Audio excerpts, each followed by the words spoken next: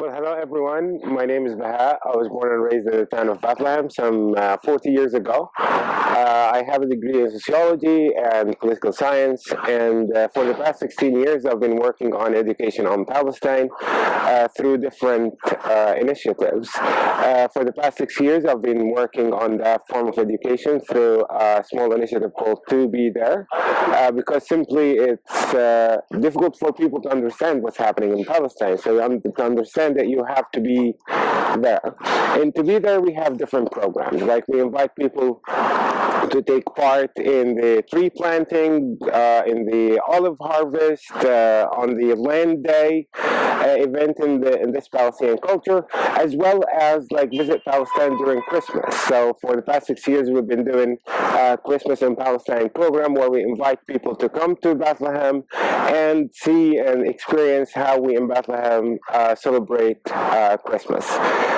Now, because of COVID-19 and the crisis around it and the restrictions of movement and travel, instead of having people to come over, we're trying to bring Bethlehem to people around the world, and we hope we will succeed in doing so. So the Church of the Nativity is believed to be built upon the birthplace of Jesus Christ. It was built first in the 4th century, around 325, and then it survived like the destruction that was carried out by the Samaritans around the 4th century, and rebuilt again around the 6th century, and has been standing ever since as a church. The church today is looked after by 3 different Christian denominations: the Catholic side and the Greek Orthodox side, as well as the Armenian side. And it continues to be like the main attraction of the city of Bethlehem. It's one of about 14 churches we have around town, and all of which continue to be like vibrant and continue to be part of the identity of the city of Bethlehem. One of the most fascinating things about the Church of the Nativity is the entrance to it. Of course, like the entrance is very, very small, and it's called the Gate of Humility. And it stands as a constant reminder of one inspiring thing that Christ have said, which is like it's easier for the camel to go through an eye of a needle than for a rich man to go into the kingdom of God.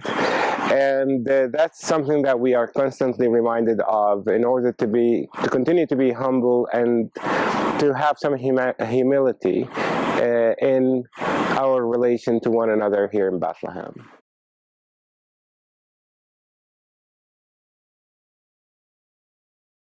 The Church of the Nativity is in the Manger Square, and we have the church on one side, and then we have the Mosque of Omar on the other side of the square. The Mosque of Omar is also one of the oldest mosques we have in Bethlehem. It has been around since mid-18th century, and it underwent like expansions in the year 1954. The reason for that is pretty simple. Like if you came to Bethlehem in the year 1946, let's say, you would find out that we have 1,800 people living in this town. Up to 80+% of that population were born to Christian families. When you come to Bethlehem in 1954, let's say, or 1952, you'll find that the majority of the population that lived in Bethlehem were Palestinian refugees. Bethlehem had to go through another miracle in the 20th century, besides the miracle of the virgin birth, which is a social economic miracle in which it had to provide shelter and safety and a place for Palestinian refugees that were expelled from more than 60 communities around Bethlehem to the west of the town. Those Palestinian refugees were expelled as the State of Israel was being founded by 70,000 militants that committed atrocities, pushed people away, and many of those people ended up in the town of Bethlehem. So if you are in Bethlehem and you were born to a Muslim family, you are more likely to be a Palestinian refugee that was expelled from a nearby community, and your family was never allowed back to that community because of the state of Israel. And many of the Palestinian refugees that ended up in Bethlehem in the 50s, 60s, and so on tried to go back to their communities, but then were either murdered or arrested or deported to a different place by the state of Israel. The town of Bethlehem has 8 quarters, one where the Church of the Nativity is located, and the other 7 are residential. One of the 7 is where Muslim families from Bethlehem live, and the 6 others are where those who were born to Christian families live. So we have 8 quarters altogether. Those 8 quarters are connected together and also connected to the heart of the city, which is the manger square and the Church of the Nativity. So we're talking about quarters that are 200, 300, 400, and sometimes like 700 years old quarters. The city is full of old stones and full of stories. Like almost every family can trace itself back to like few generations because they continue to live at the exact same place where their family started here in Bethlehem. The city of Bethlehem is the central city for the Bethlehem district, which is a district that includes 73 communities, villages, towns, and refugees camps. The district is about 605 square kilometers, and the population, the Palestinian population that lives in the district is around 220,000. The city of Bethlehem itself is only 10 square kilometers of the entire district and is home for 35,000 Palestinians today. So one of the main things that the state of Israel is doing here in Bethlehem is what they are doing all over Palestine, which is land confiscation and colonization. In Bethlehem area, the state of Israel have confiscated property of from the local residents of the town and ended up constructing 2 Jewish-only colonies on top of them, one of which is Har Homa, or the Abu Ghnaim colony, which was constructed by the state of Israel on the land of residents of Bethlehem starting from the year 1996.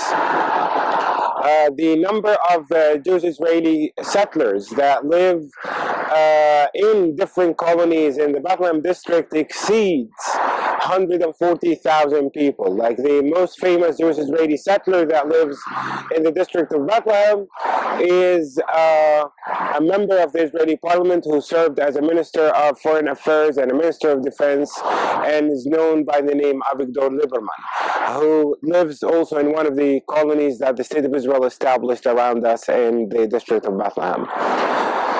So the contrast between Palestinian communities and Jewish-only colonies that are established by the state of Israel in Palestine are easy to spot.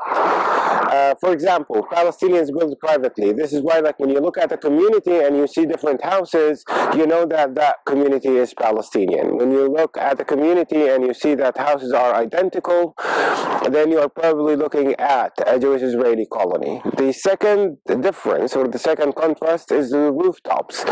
While on Palestinian rooftops you find water containers and water tanks, on the rooftops of any Israeli colony you don't find that on the rooftop for a different reason. A Jewish Israeli settler is allowed access to water 24/7, while Palestinians are allowed an average of 10 hours of running water every week. So when the water comes from the main supply, we have to store it in our rooftops and use it domestically throughout the week.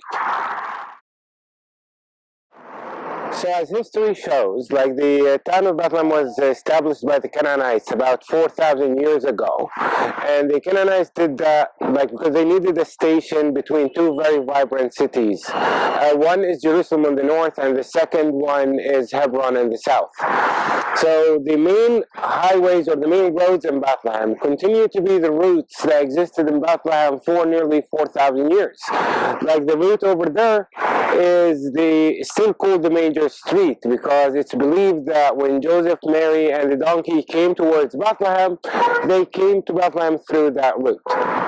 The older route in the town of Bethlehem is the Hebron road, or the Abrahamic road, because it's believed that when Abraham came from Ur in Iraq, he stayed in Jerusalem and went south to Hebron through Bethlehem on that route. Both roads continue to function up until today, which is like really fascinating when you think of like people going the same way for nearly 4,000 years. The most vibrant part of the town of Bethlehem, besides the Church of the Nativity, is this location where the towns of Bethlehem, Hebron, and Jerusalem meet. On this junction, there has been always constant movement for anybody who wants anything to do, whether in Jerusalem, Bethlehem, or in Hebron. It used to be a very vibrant place. Maybe the only standing evidence for how vibrant this place used to be, or this junction used to be, is having not one but two gas stations that would supply all the cars with the fuel they need in order to continue towards Bethlehem or towards Hebron or towards Jerusalem. After the year 2000, the State of Israel decided to further destroy the town of Bethlehem by building a high concrete wall on the northern outskirts of the city, cutting Bethlehem from Bethlehem, also cutting Bethlehem from its neighboring town of Jerusalem. To understand this in a historic context, we have two major figures that we continue to celebrate in Bethlehem. Jesus Christ as one, and the second one, of course, is the first famous man that was born in Bethlehem, which is King David. You know, that teenager who threw 5 stones at his oppressor and became a king afterwards. So both lives of King David and Jesus Christ started on earth in the town of Bethlehem, ended on earth in the town of Jerusalem. So the two cities have been interconnected for nearly 4,000 years until the State of Israel came along and decided to separate them completely. And with this separation, bringing in like some form of destruction on the lives and livelihood of the Bethlehem town and the residents of the Bethlehem city. The negative and destructive impact of the State of Israel in the town of Bethlehem did not start overnight. It was a continuous process that was going on for nearly 50 years. In the very beginning, when the Israeli army took over Bethlehem, they decided that there was a shrine built on a Muslim cemetery about 300 years ago to honor the death of Rachel, the wife of Jacob, and the mother of Joseph and Benjamin. And the Israelis, of course, took that as an entrance towards the city. And that shrine is located between Bethlehem and Jerusalem. So, first of all, the Israelis took over the shrine, banned Muslim worshipping from taking place there, and turned it into a Jewish place of worship. And in order to further the destruction, they decided to build a military camp around the shrine. And then later on, they came in with a plan of building a wall around the shrine, and that wall is used to separate Bethlehem from nearly 46% of the property of the residents of Bethlehem. So behind the wall, there is still like property of Palestinian residents of the town of Bethlehem. They have been denied freedom of access to it. The wall in Bethlehem, of course, is pretty high. Like the Israeli concrete wall is usually between 6 meters and 12 meters. But here in Bethlehem, we have an 11 meters high wall with 2 fences on top of it. Of course, the Israeli concrete wall includes watchtowers for Israeli snipers to look into Palestinian communities. And from those like watchtowers, many Palestinians were murdered. Behind the gate behind me, there is an Israeli military camp. Usually Palestinians in Bethlehem who want to protest against the criminal behavior of the State of Israel towards Palestinians would come to this place demanding what oppressed people usually demand, which is freedom from occupation, freedom from oppression, and so on and so forth. When those protests take place on this spot, the Israeli army comes from inside the military camp and the soldiers would station themselves behind like different concretes that the state of Israel installed here, and then start shooting down and hunting down protesters. And this is how usually like it's showed in the media.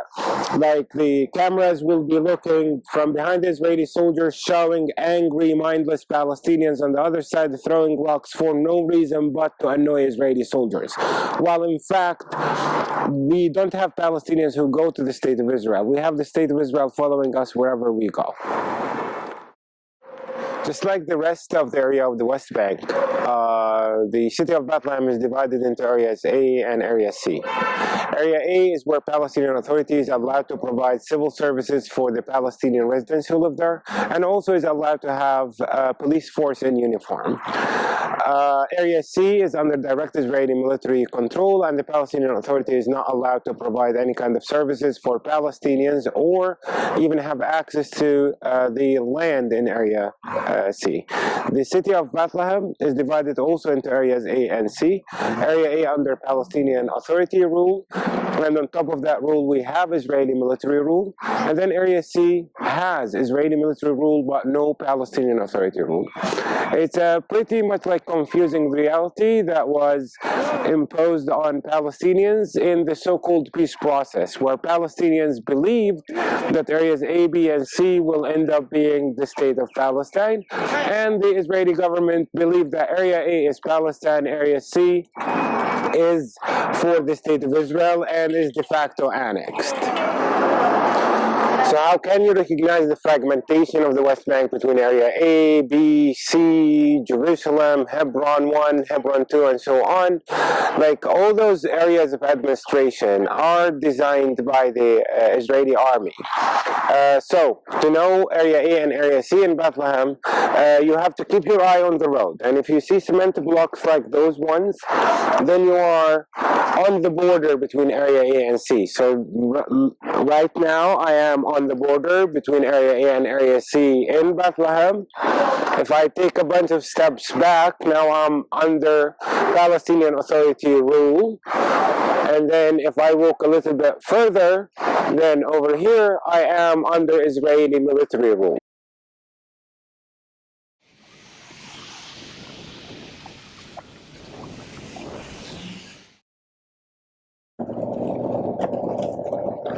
Even though the state of Israel built a wall on nearly 2/3 of the highway, but for all of us, this continues to be like the highway, and you always have like cars coming on what became a very, very little alley.